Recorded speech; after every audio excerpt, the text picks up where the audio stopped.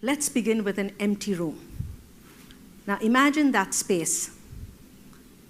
Imagine a form within that space, or not.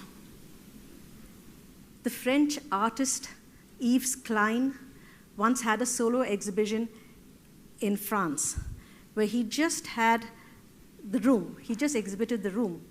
So therefore, you saw that space was also art, which leads us to the question, to the somewhat disturbing question of the day, which is, what's what? And who decides? So do you see what, you can see that now, this is the empty space, and then you imagine a work. You imagine the works within that space, and you see what does the artist intend, and what is the viewer gain from that? Are these experiences the same? Do they overlap? Do you need to understand what the artist had in mind? Or is it something that you from your own experiences impose on the work? And then you want to know, what is the artist's intention anyway? I am a sculptor, and if it were my works in the room, these are the things I would want to happen. I would want that sculpture to immediately arrest your attention, for your breath to be taken away.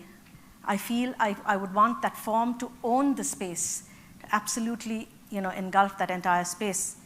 And I would want that sculpture to be singed in your memory. Most specifically, I like to capture an idea, So the way what we're going to do now is we're going to just divide this talk into the idea, the process, and the product, or the creation. So you have, I work with the human form. That is my main metaphor. I use it as a metaphor. I use it literally. And I try to capture in every sculpture of mine, I try to capture movement. Because for me, movement is life. If a body is still, it's death. But in this stillness in my work, I try to capture some movement. So for me, there is movement in stillness as there is stillness in the movement. As you would sometimes see, if you see a body seated and you see the thumb that is just, lifting up like this, even though the body is quiet and is equanimous, there is that little movement, that tension. So that's what I try to bring in my work. And in this whole range of movements, if you have two ends of the scale, you have stillness and you have frantic, frenzied movement. And in between all these parts, you also have several stages of that movement. And for me, every one of those parts is a work. So it is the process and the product. So I'd like to also think that my sculptures live in the present continuous. As I was saying, I like to see them move. And I like, so because it's like if you had come into a room and, you see a sculpture, you see them in great abandon, in joy, and they seem like that they have just stopped there just because you're looking at them. And should you turn away, they have changed. They're going on with their happy movement.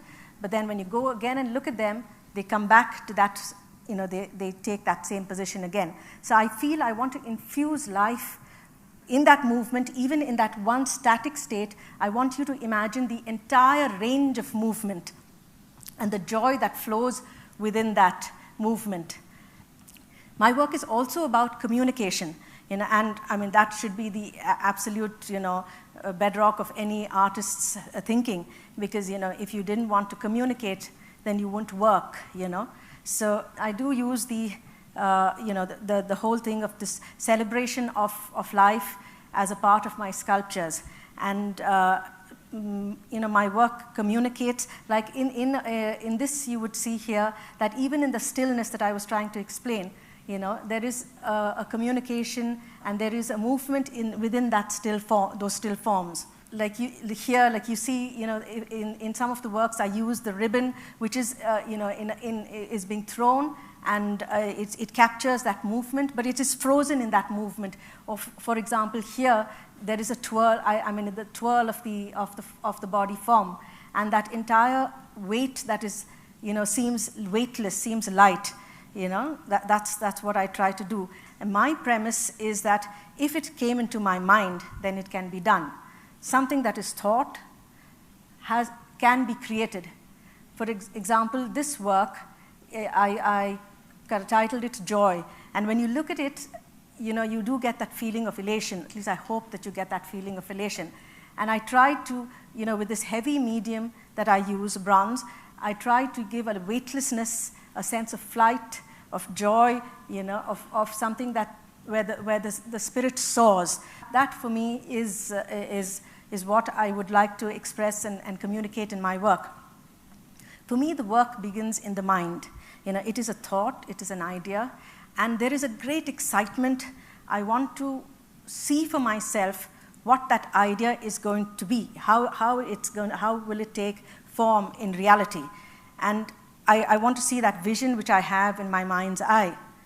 So the whole process, it starts with this, just a newborn thought, a newborn idea, and then that entire process of getting revealed, of revealing itself, and revealing itself very organically. Sometimes it changes along the way, and it becomes inevitably what it should be. And that end product or that end sculpture sometimes is so much better and so much more enjoyable for me than the original idea. So this is also a very exciting kind of part of the process. And therefore, I go on to the next stage, which is the process. And the process being, bronze casting, which is, the old, age-old lost wax process, which is over 5,000 years old. And it is, it's remained unchanged for all these years. Some of the Harappa and the Mohenjo-daro bronzes were made with the same process. So it's an old process which hasn't changed. And so I try to bring this heavy medium to express lightness, freedom, or balance. Once a critic said that my sculpture seemed to defy the laws of physics. For me, that was a great compliment. And because it's a fantastic thing to first have the idea in your mind, and you're never sure whether that will work, and should it work, it's an extremely fulfilling feeling. So and it's very important that I do that one work, and that one work gives birth to the next. If one ceased to work at that point, being satisfied with that one work, one would never see the next work and the possibilities of the next work. And this whole thing gives you that entire feeling of freedom, of an endless, pit of possibilities, and of a lifelong journey of working. So now we come to the whole thing of the creations. So the thing is that when I finally create the work, these sculptures are very personal. In some ways, they're very personal. The thoughts are very personal. But I also hope that they communicate to other people. The whole idea of an artist's working is to communicate, as I said. So and the reason why I feel the work communicates to others is that since I use the human form and I use the body language as my medium, I feel that is a universal language, and it communicates itself in the expression. For me, art is forever, and particularly the medium that I use, bronze, it has withstood the test of time, centuries, and it's such a strong medium. It has withstood floods and earthquakes and wars. But there is a very subtle, more profound thing that I hope persists or lives on, is that not the message so much, but the feeling, the emotion that those sculptures would convey. And each generation will glean from it, what it can, or whatever is relevant at that time. And one hopes that these things are timeless, because emotion is timeless. And human emotion and human situation is timeless. And so now let's return to that empty room, and where we started.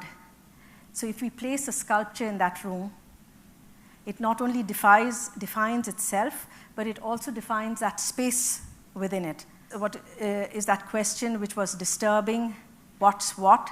is no longer so disturbing. It now seems to be a slightly different question. What's that? One feels like asking.